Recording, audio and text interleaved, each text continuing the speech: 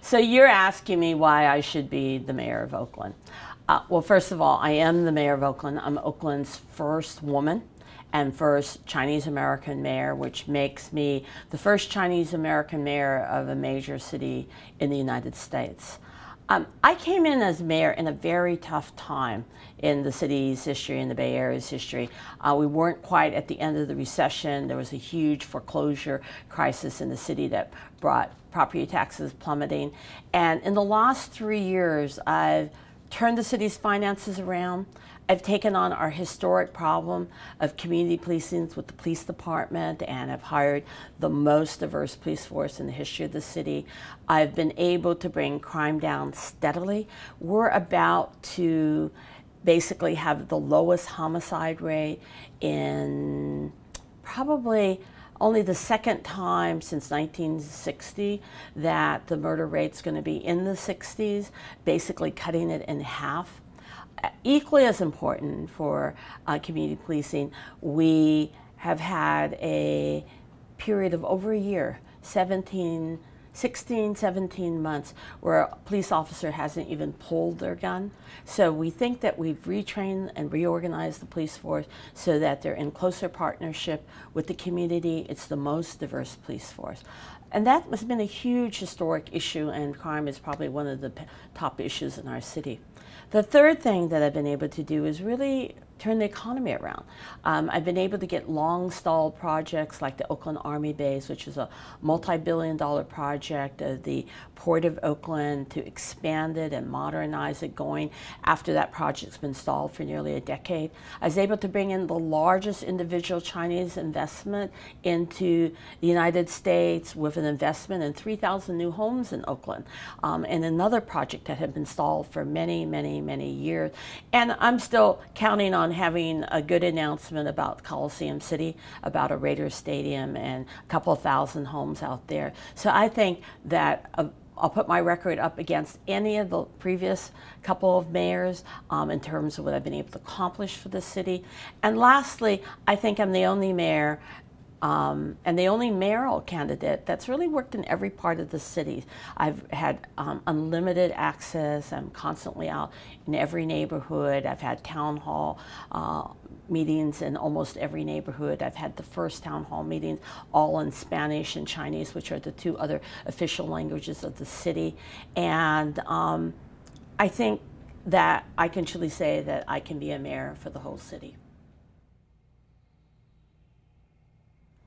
I think that when people think of Oakland, they think of public safety as being our major issue.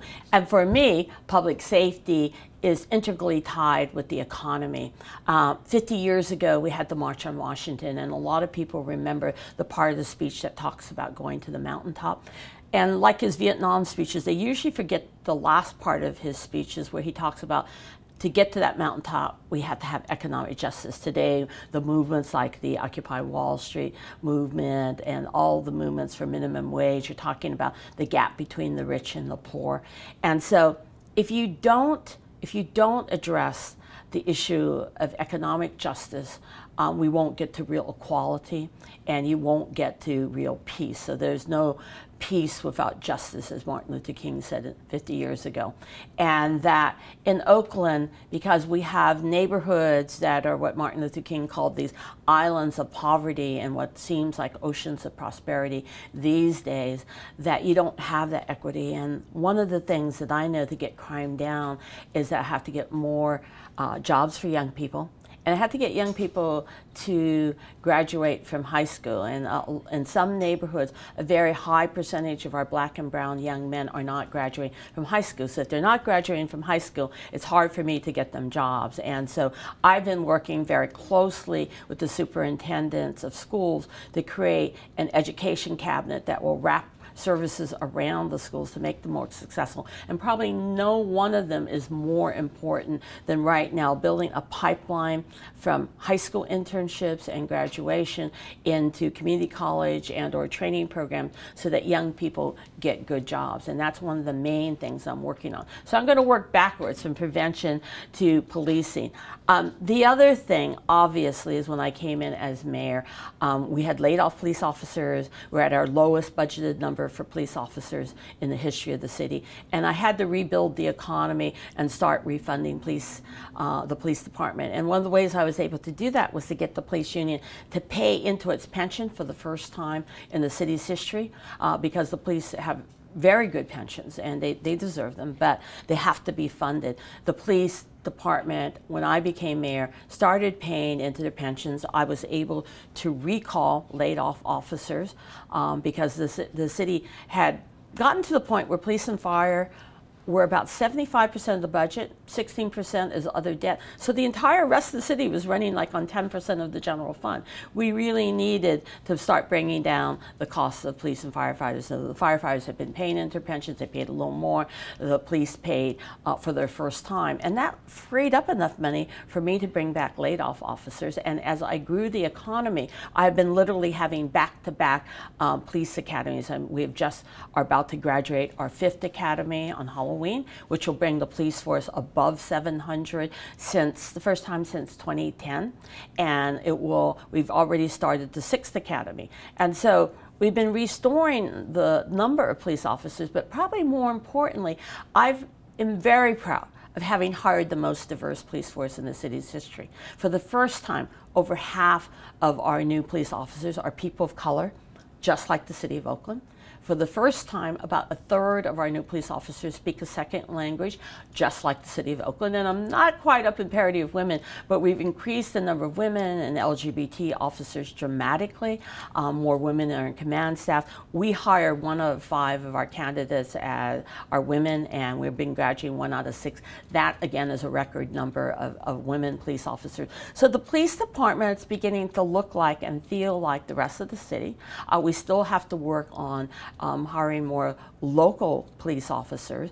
One of the problems is that only 10% of my candidates are from Oakland, and I have to encourage young people to want to be police officers. So what I started this year is an internship program that's called the Explorer Program, and any young person who wants to be an intern with the Oakland Police Department, I will find the funds to allow them to be an explorer. And then we're hoping that the ones who do indeed want to become police officers will go on to the Mayoral College Law Administration Program, which I have been partnering with to hire students out of that program as police cadets, and they become part-time city workers at that time, and eventually help them pass that test, because passing the test is one of the biggest barriers for more Oaklanders to become police officers, other than the fact just not enough Oakland kids are applying to begin with. So we're hoping that by doing that pretty soon, maybe all of the officers, if I can get more kids to go to the Mayoral College program, could be from Oakland. So it's the number of officers, it's who they are, it's whether they have local roots, and the organization of the police is the other thing that I talk about. You know, we used to have no geographic accountability, and what we've done since I've been mayor is to reorganize the police department. So we're divided into 5 areas, each captain responsible for that area. Within those areas, lieutenants and sergeants and even individual officers are responsible for a geographic area. So an Oakland citizen can go to their website and look up to see who the officer assigned to their neighborhood is, and either get a cell phone number or email and communicate with them. And if something happens in that neighborhood, I know who to ask about that issue. It has made a huge difference. Right now, as a result of the reforms, the reorganization, and this third factor, intervening with the kids who are most in trouble and most involved in crime, we've been able to bring crime down fairly dramatically in the city, particularly over the last 2 years. Our murder rate, as I said, is on target to be the lowest for sure since 1999, and we probably only had 2 years since 1969 where the murder rate was in the 60s, and that looks like where we're going to be. And that's about half of what it was when I first became mayor. We've been doing a program that's been written about in the media quite a lot lately, Ceasefire, which targets the people who are on probation, who are in the most dangerous or most violent gangs. And we believe, as a result of that program, looking them into the eye and saying, we know who you are.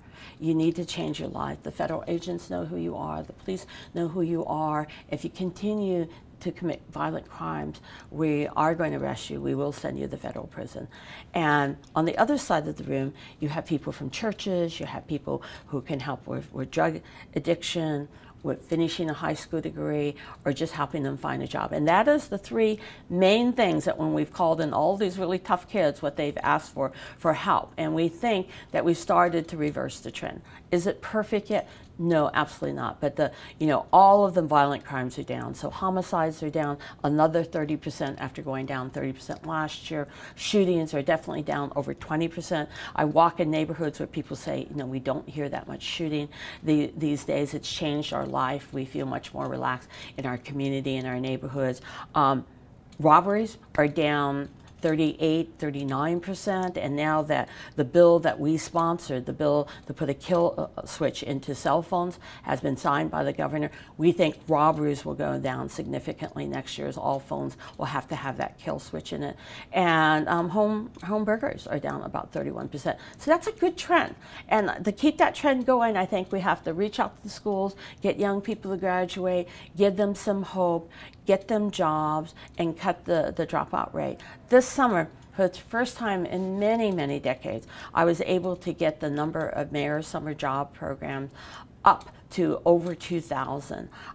For the last decade or so, we had about 500 jobs. Republicans cut that the year I became mayor. But I've been dedicated to getting more and more young people jobs during the summertime, because I knew that when I was president of the school board, that so many kids told me that these internships gave them a chance to get out of their neighborhood, to broaden their dreams. For many kids, it is the only time they ever got out of their neighborhood. And some of the young people this summer, almost at every place I went to, told me they didn't even know these kinds of jobs existed, that it was the first time they'd been out of their neighborhood, that it really, really opened their horizons, and I hope broadened their dreams.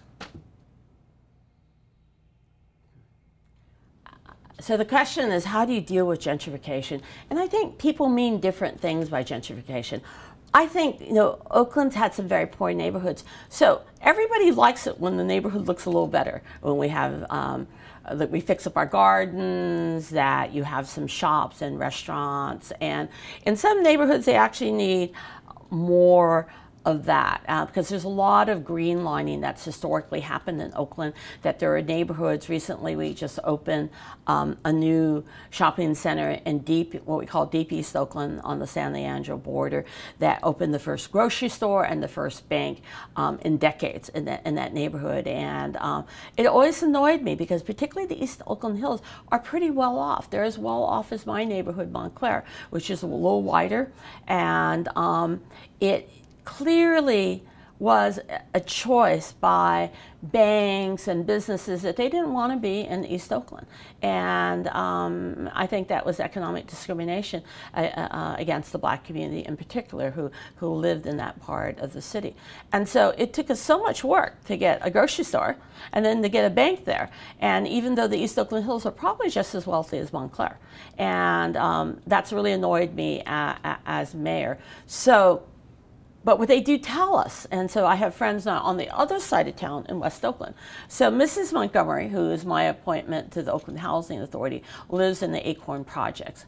And she's been asking me when she could have a coffee shop. And originally she said she'd like a Starbucks. And I said, maybe we can do better than that, because some of our local coffee companies have better coffee than Starbucks. But I teased her and I said, will be able to get a Starbucks when you have people who live in your neighborhood that can pay $4 for a cup of coffee. And that's the issue. In some neighborhoods, we have had only low-income housing. And I started tutoring in West Oakland when it was a pretty middle-class black community, and there were still other middle-class minorities, and that's where a lot of the early immigrants came from. It's where the Italians and the Greeks lived in the early 1900s. But what happened with redevelopment and in the 60s is that a lot of the middle-class people started moving to East Oakland and then maybe further up into the East Oakland Hills.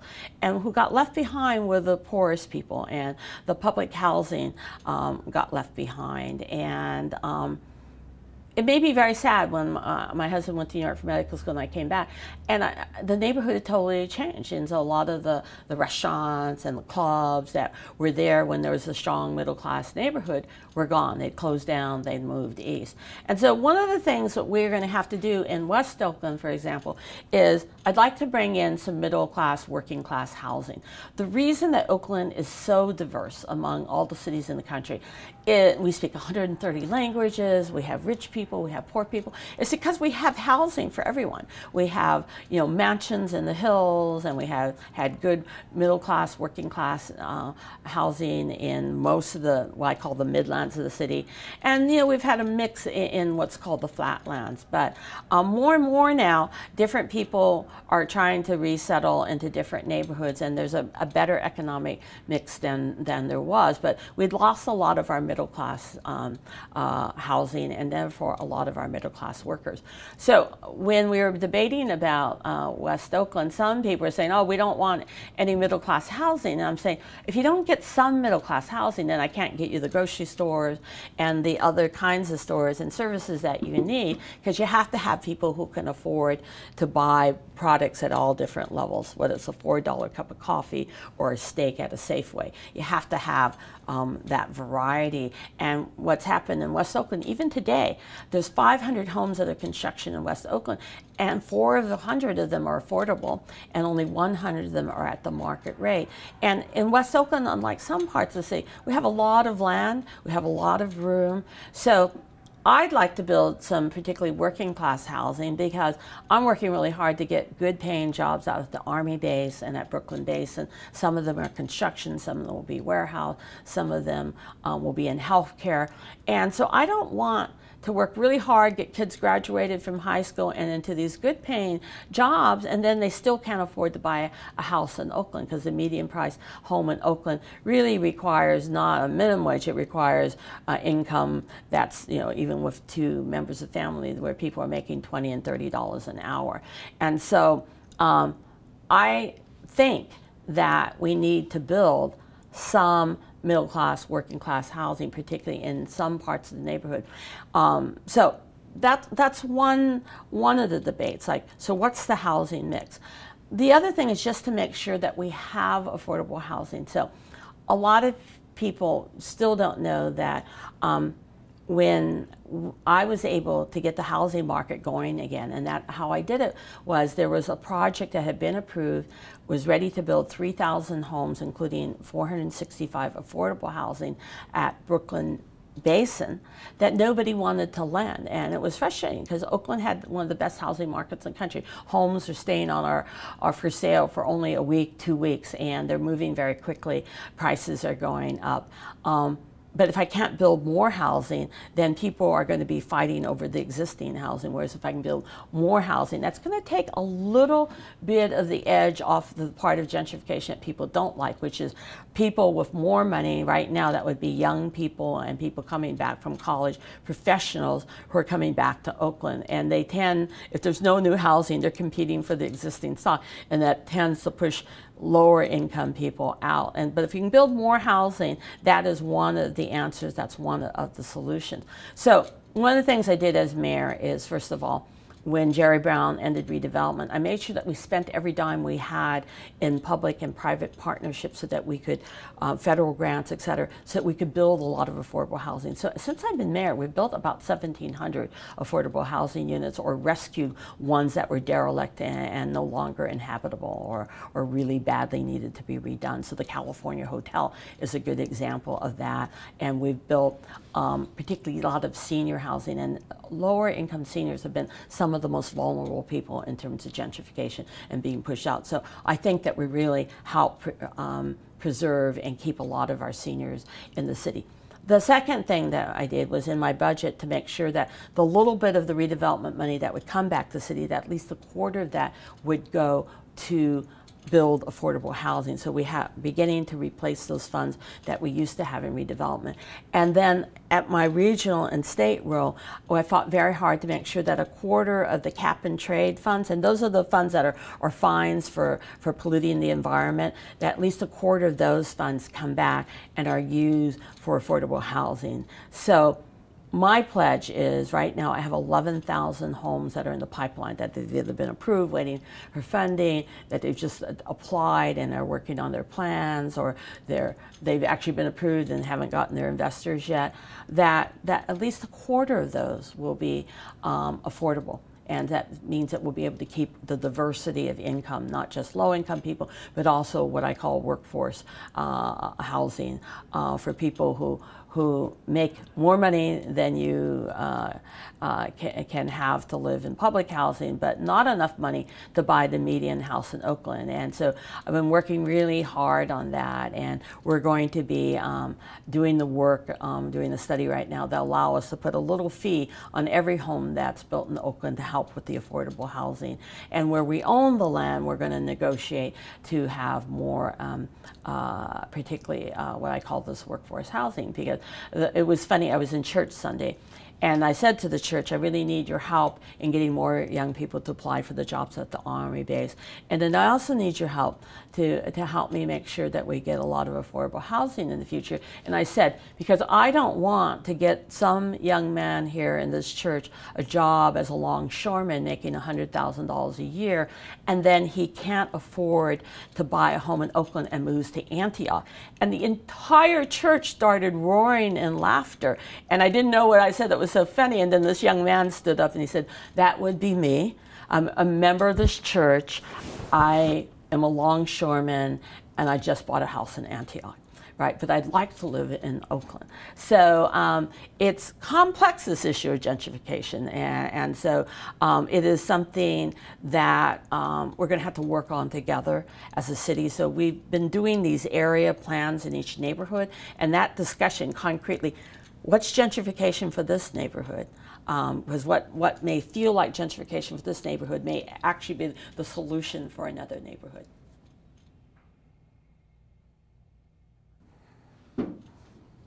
Well, so you're asking me what I would do to cut violent crime. Well, I've already cut violent crime significantly by championing programs like Ceasefire.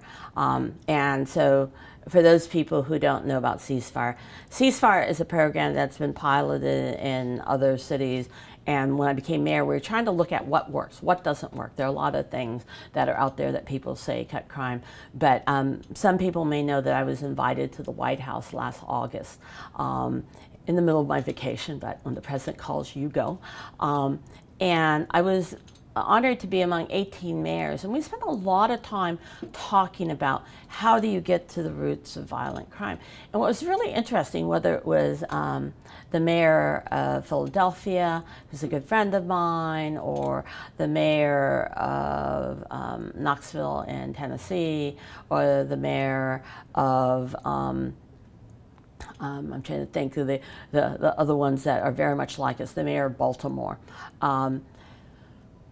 We said pretty much the same things, and Ceasefire is one of the programs that we all actually liked and have been studying. We each do it differently, so In Oakland, as I spoke earlier, what we've done is we've been targeting what the police consider the 200 most violent people, mostly people who are out on probation for shooting people, drug dealing, sex trafficking, you name it. And they're mostly members of some of the city's gangs. And when I first came in as mayor, I was able to get the Obama administration, and I have to say I was very sad when Eric Holder stepped down this week, because I flew to Washington that first year after a baby had been killed in West Oakland. And I talked to him, I said, you know, we're literally outgunned. A lot of these gangs have resources beyond our city. And even though you have put a lot of your resources keeping guns coming in the border, we've got Nevada. People can go to a gun show in Nevada, put a gun in their trunk, and be back home in a few hours. And we need some help. And so the federal government's been working very closely with us since that year of giving us more federal agents. And so when another child was killed later because her dad had been a member of a gang in an adjoining city, and he had killed somebody in that city, and so they retaliated by killing his daughter. We really needed the help of the federal agents because both shooters had left town, right? And they were part of these regional gangs. And if it hadn't been help of the federal government, we probably wouldn't have been able to catch them that quickly and send a pretty clear and consistent message in the last few years that if you're going to be part of that kind of mindless, senseless crime that knows no boundaries, then you're going to be our #1 target. So we've been bringing in 200 people who are involved in those kinds of gangs to talk to them. And so, we basically are giving them a choice. So we literally look them in the eye and say, we know what you're doing. We know which gangs you're involved in. We've been watching you. And if you can't stop it, you are going to be arrested. And on one room, there'll be the federal agents. Kamala Harris is the Attorney General's gun task force, different kinds of law enforcement. And on the other hand are usually the host church, because we hold these call-ins in church, and we actually have dinner afterwards and try to talk with them. People who offer the 3 services that are usually asked for by these young men. Services to finish their education, to at least get a GED so they can get a job. Services to get a job, and help to get off drug dependency. Many of the young people coming out of prison are drug dependent. And so that kind of program is something that I championed when I couldn't get the money from the city council to start it. I used one of my own staff position. And now in the region, people are saying everywhere that's made a huge difference.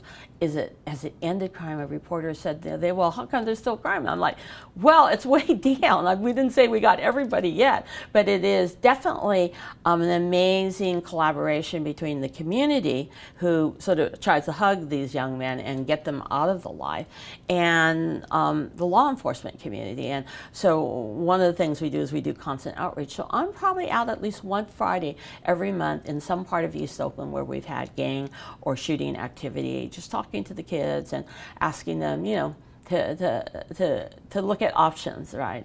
I always tease some of the kids when I see on the corner, say, you can make more money as a police officer than standing as a lookout here on the corner, right? I mean, to get young people to look at other options out of their neighborhood is a big thing for me. So the Obama administration just announced that we are now part of a crime reduction network. And that was the other thing when we were in Washington that our officers were saying, is that they could use more training and they could share more information about what works, because we do ceasefire one way, other cities do it the other way.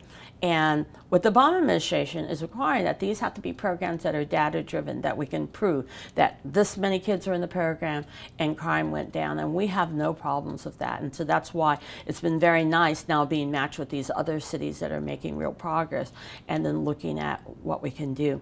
The other thing that we asked the president for, and I hope that will still be coming down the line, as you know, the president started his legacy initiative, My Brother's Keeper, and I was also honored to be at the White House at the beginning of that. My deputy mayor, Sanjay Swanson, actually, and my daughter, who worked for him then, wrote the California State Task Force report on men and boys of color and the issues involved in their high dropout rates and the high homicide rates, et cetera, for them. And it is a holistic thing that you have to do. So when I spoke earlier about having so many Mayor Summer Jobs program this year, growing it from zero funding to up to 2,100 jobs. And why I'm proud of that is because I just know from experience that it opens people's eyes to other opportunities. It widens their dreams. But I think there's absolutely no doubt that jobs stop bullets, partly because they help grow young people's opportunities and dreams. Not some one person accusing, oh, well, you think all those young people were violent or responsible for the crime. No, but I think when you've got 2,000 kids who have nothing to do and they're hanging out in parks and on the streets, that then makes it easier for the gangs to swim among them, basically recruit them and use them and exploit them. Whereas think about what it meant this summer for those 6 weeks when we had no homicides in the city, to have 2,100 kids who were just not hanging out in parks, et cetera, but were actually learning something new, seeing jobs that they didn't know existed before. So you've got to have that combination. And you know, it goes back to, again, to what Martin Luther King said, that there's no justice, there's no peace without justice. And in the city, what that means is that every child has to have equal opportunity. It is just not okay that people have accepted that the dropout rate for black and brown boys in East Oakland, in Havens Court, and in Acorn, it's okay that 50% of them drop out. We're too smart of a city and with too big of a heart to let that happen. It's not okay that the unemployment rate in those neighborhoods is 35%, and in my neighborhood, it's 4% for young men. So when you have that disparity, you can't have either justice or peace. So as mayor, that's why my slogan has been rising together. That as mayor, I've tried to work in every neighborhood, and I've tried to be at every school and talk to kids around the city, because Oakland's undergoing an amazing transformation and renaissance right now. And if we don't do it now, and make sure these young people in these neighborhoods also benefit, we're never going to do it. And I'm adamant that we're going to do it, and we're going to do it in the next few years.